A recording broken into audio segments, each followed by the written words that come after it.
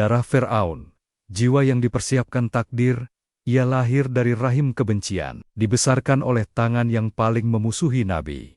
Namanya ditakdirkan menjadi penerus kegelapan. Namun, Allah menyiapkan jalan yang tak pernah ia bayangkan. Inilah kisah awal Ikrimah bin Abu Jahl, seorang pemuda Quraisy yang kelak membuat langit dan bumi menyaksikan keajaiban hidayah. Sebelumnya bantu subscribe, like, share, dan tonton sampai selesai ya. Semoga rezekinya lancar. Amin. Makkah sebelum Islam bukan sekadar kota dagang. Ia adalah pusat kekuasaan, tradisi, dan kesombongan. Di sanalah Ka'bah berdiri bukan sebagai rumah tauhid, melainkan panggung 360 berhala. Dan di antara para penjaga sistem kufur itu, berdirilah seorang lelaki yang namanya membuat kaum lemah gemetar. Amr bin Hisham, yang dunia kenal sebagai Abu Jahl. Abu Jahl bukan orang bodoh. Ia cerdas, licik, dan berpengaruh. Justru karena itulah Rasulullah menjulukinya Fir'aun umat ini. Ia tahu Muhammad berkata jujur, namun ia menolak karena takut kehilangan kekuasaan. Di rumah megah Abu Jahl, lahirlah seorang anak laki-laki yang kelak menjadi harapan Bani Makhzum, Ikrimah. Sejak kecil, Ikrimah tidak pernah diajari keraguan. Ia diajari satu hal, Muhammad adalah musuh, Islam adalah ancaman, dan mempertahankan tradisi Quraisy adalah kehormatan tertinggi. Ikrimah tumbuh menjadi pemuda gagah, kuat, dan cerdas. Ia ahli berkuda, mahir pedang dan berani. Setiap langkahnya diawasi, dibentuk, dan diarahkan untuk satu tujuan, menjadi penerus ayahnya. Malam-malam di rumah Abu Jahl sering diisi percakapan panas tentang rencana menghentikan dakwah, tentang menyiksa budak yang beriman, tentang memboikot Bani Hashim. Dan Ikrimah selalu ada di sana menyerap kebencian. Itu seperti darah yang mengalir di nadinya. Baginya, ayahnya adalah pahlawan, dan Nabi Muhammad adalah pengkhianat bangsa. Ketika Darun Nadwah dipenuhi para pemuka Quraisy yang merancang makar, Ikrimah berdiri di sisi ayahnya. Ia melihat langsung bagaimana rencana-rencana keji disusun bukan dengan teriakan, tapi dengan senyum licik. Demi Lata dan Yusa, kata Abu Jahl, agama ini harus dihentikan. Dan Ikrimah mengangguk. Ia ikut menyaksikan para budak disiksa. Ia melihat Bilal diseret di pasir panas. Ia tahu apa yang terjadi, dan ia tidak menolak. Hatinya telah dibentuk keras seperti batu. Namun takdir tidak pernah bertanya kesiapan manusia. Tahun kedua, Hijriah, Lembah Badar. Di sanalah pertama kali Ikrimah mencium bau takdir yang berbeda. Pasukan Quraisy datang dengan penuh percaya diri, 1000 orang melawan 300. Ikrimah memimpin di sayap, sementara ayahnya duduk yakin akan kemenangan. Tapi Badar bukan perang biasa. Itu adalah pertemuan antara kesombongan dan iman. Ikrimah melihat barisan Quraisy runtuh satu persatu. Ia melihat kepanikan yang tak bisa dijelaskan. Dan kemudian, ia melihat ayahnya, Abu Jahl pemimpin besar, itu tersungkur. Dikepung dua pemuda Ansar, dunia Ikrimah berhenti. Ia menyerbu dengan amarah membabi buta. Pedangnya melukai salah satu pemuda itu, namun ia tak mampu menyelamatkan ayahnya. Dari kejauhan, ia melihat Abdullah bin Mas'ud mengakhiri hidup Abu Jahl. Fir'aun umat ini mati di pasir Badar, dan Ikrimah lari. Bukan karena takut, tapi karena jiwanya retak. Malam itu, dendam lahir menggantikan ayahnya. Ikrimah bersumpah Islam akan ia hancurkan, apapun harganya. Tanpa ia sadari, Allah sedang menulis bab pertama dari kisah hidayah terbesar dalam hidupnya. Pedang dendam dan retaknya keyakinan jahiliyah. Ia datang membawa dendam yang lebih panas dari matahari Uhud. Pedangnya menari, musuh berjatuhan, dan darah tertumpah. Namun di balik sorak kemenangan, sesuatu dalam dirinya mulai retak. Sebuah suara kecil yang tak bisa lagi ia bungkam. 1 tahun setelah Badar, api di dada Ikrimah tidak pernah padam. Ia tidak berkabung, ia menempa dirinya. Setiap malam, ia berlatih. Setiap siang, ia mengumpulkan pasukan. Harta warisan Abu Jahl tidak dipakai untuk kemewahan, melainkan untuk senjata, kuda, dan persiapan perang. Bagi Ikrimah, hidupnya kini hanya punya satu makna: balas dendam. Di Mekah, Namanya mulai disebut dengan nada hormat. Dialah penerus Abu Jahl. Dialah harapan Bani Makhzum. Dan di antara para panglima Quraisy, ada satu nama yang selalu sejajar dengannya. Khalid bin Walid. Sahabat, sekaligus rival. Dua elang perang yang suma-sima haus kehormatan. Tahun ketiga Hijriah, pasukan Quraisy bergerak menuju Uhud. 3.000 prajurit, kuda terbaik, dan genderang perang yang menggema penuh kesombongan. Ikrimah memimpin kavaleri sayap kiri. Dari atas kudanya, ia melihat barisan muslim di kejauhan lebih sedikit. Lebih sederhana, di hatinya muncul keyakinan pahit. Hari ini darah Badar akan terbalas. Pertempuran pun pecah. Awalnya, Uhud terasa seperti mimpi buruk bagi Quraisy. Panji-panji mereka jatuh satu persatu. Prajurit mereka mundur. Hujan panah dari bukit mematahkan setiap upaya kavaleri. Ikrimah berteriak, memacu kuda, mencoba menerobos. Tapi setiap gerakannya dibalas anak panah. Kuda-kuda terbaiknya roboh. Darah mengotori pasir Uhud. Untuk sesaat dan ini pertama kalinya sejak Badar, Ikrimah merasakan sesuatu yang asing. Takut. Bukan takut mati, tapi takut kalah.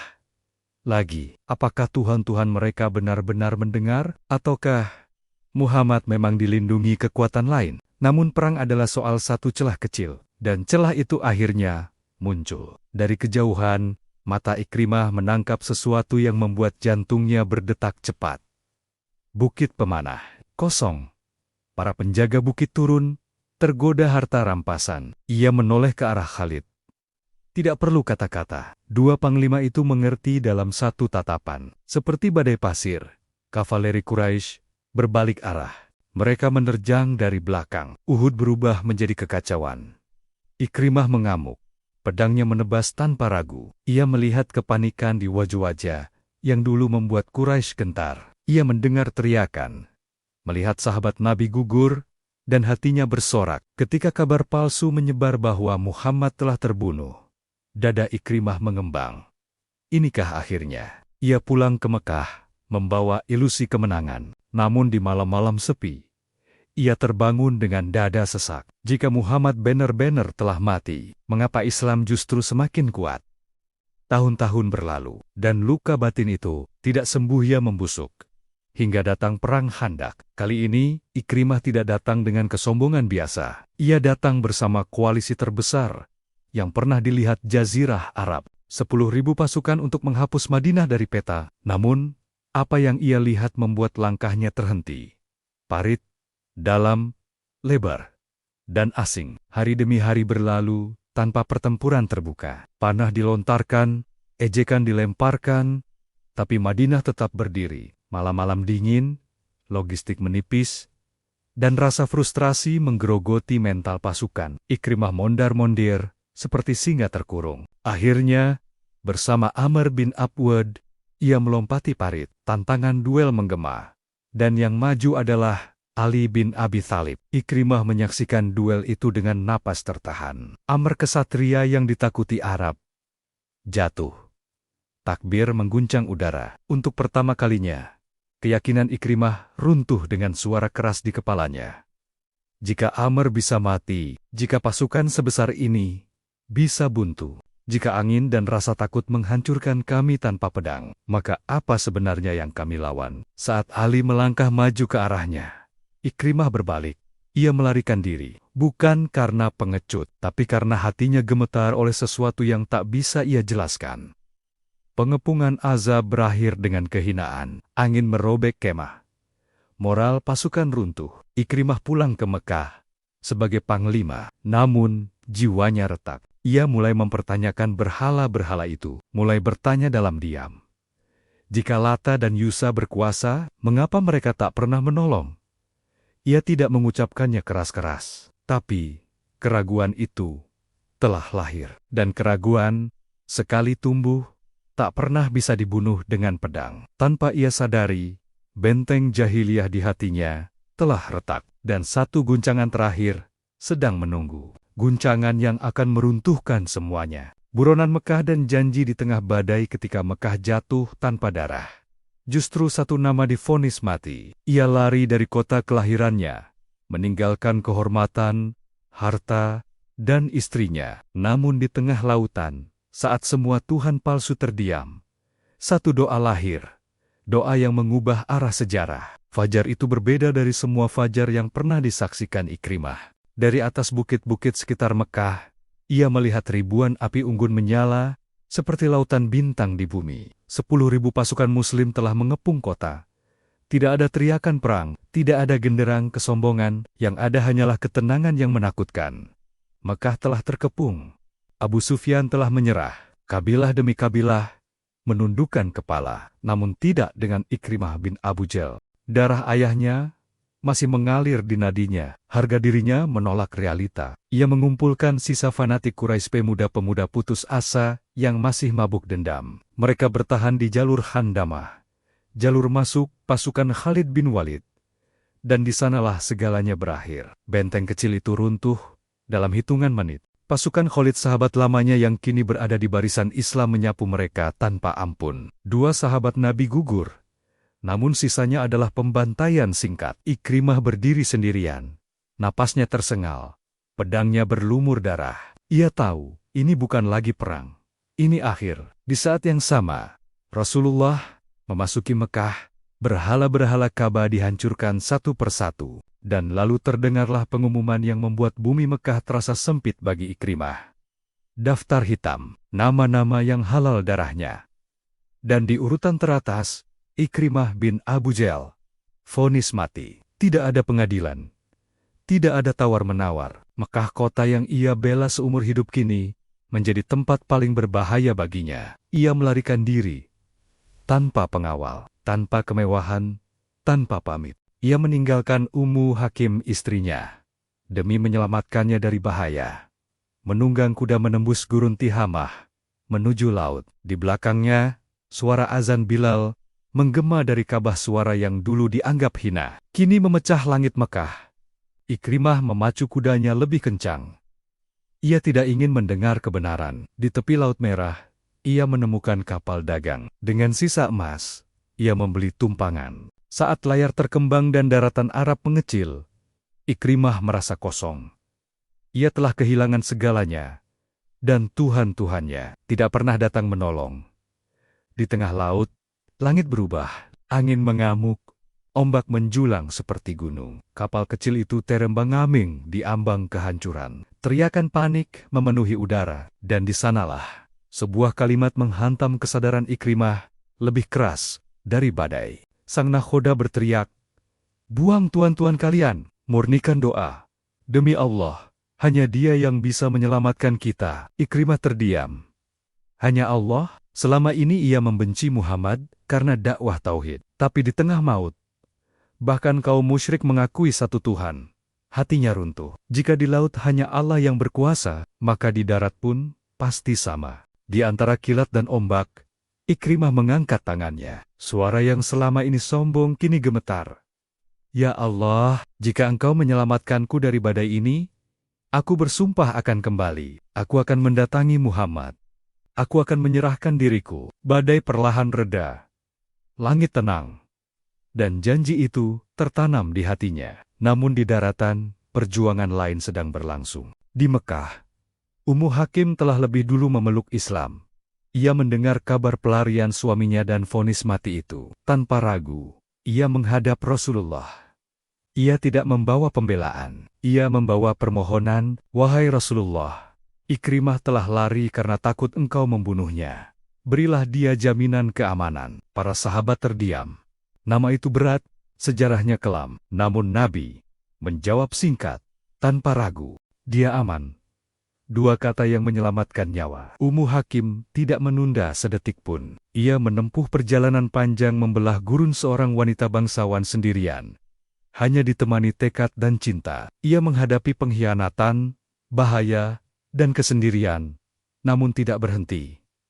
Di tepi pantai, mereka bertemu. Ikrimah hampir tak mengenali istrinya yang penuh debu dan kelelahan. Ummu Hakim mendekat dan berkata dengan suara bergetar oleh harapan, "Aku datang dari orang yang paling mulia. Ia telah memberimu jaminan keamanan."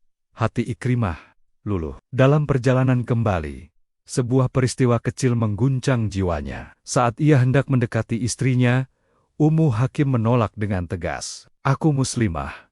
Engkau masih musyrik. Penolakan itu menusuk, namun juga membuka mata. Agama.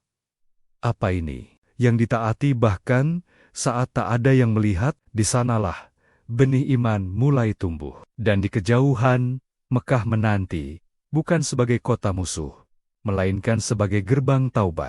Dari musuh Islam menjadi kekasih surga, ia datang sebagai buronan.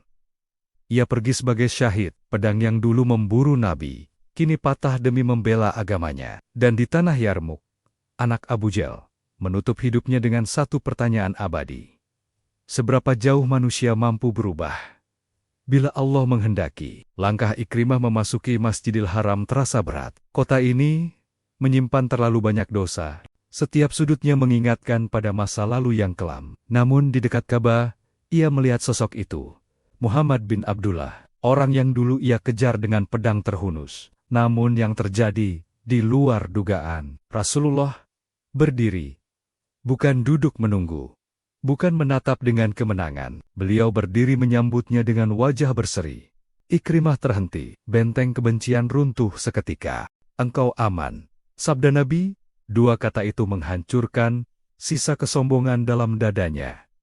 Ikrimah tersungkur, tangisnya pecah bukan tangis kalah, tapi tangis pulang. Ajarkan aku apa yang harus aku ucapkan. Dan di hadapan manusia paling mulia, Ikrimah bin Abu Jal bersyahadat. Saat itu pula Rasulullah berdoa, memohonkan ampunan atas seluruh dosa dan permusuhannya. Doa yang menghapus masa lalu. Namun Ikrimah tahu, air mata saja tidak cukup. Di bawah bayang Ka'bah, ia mengucapkan sumpah hidupnya. Demi Allah, setiap harta yang dulu aku keluarkan untuk memerangi Islam, akan aku keluarkan 2 kali lipat untuk membelanya. Dan setiap peperangan yang dulu aku ikuti melawanmu, akan aku tebus dengan jihad yang lebih dahsyat di jalan Allah. Sejak hari itu, Ikrimah bukan lagi singa jahiliyah. Ia menjadi singa taubat. Malam-malamnya berubah. Pedang diganti mushaf. Orang-orang sering melihatnya menangis menempelkan ayat Al-Quran ke wajahnya. Inilah kalam Tuhanku, bisiknya berulang-ulang. Ia mengejar ketertinggalannya. Bukan untuk dikenal, tapi untuk menebus. Setelah wafatnya Rasulullah, dunia Islam diguncang. Pemberontakan muncul, nabi palsu bermunculan, dan Khalifah Abu Bakar tahu, Ikrimah tidak boleh diam. Ia dikirim ke medan-medan tersulit, Oman, Mahrah, Yaman. Di setiap tempat, Ikrimah bertarung seakan mencari kematian. Bukan karena putus asa, melainkan karena rindu syahid. Hingga tibalah ujian terbesar, Yarmuk. Di hadapan mereka berdiri 240.000 tentara Romawi Bizantium. Baju besi mereka menutupi cakrawala. Perbandingan 1:6 bagi banyak prajurit. Ini neraka. Bagi Ikrimah, ini janji. Ia menoleh kepada Khalid bin Walid. Dulu aku berperang melawan Rasulullah di banyak tempat. Apakah hari ini aku akan lari dari musuh Allah? Tidak. Ikrimah mematahkan sarung pedangnya, simbol kuno bangsa Arab. Tidak akan kembali kecuali mati. Ia berteriak, siapa yang mau berbayat untuk mati bersamaku hari ini?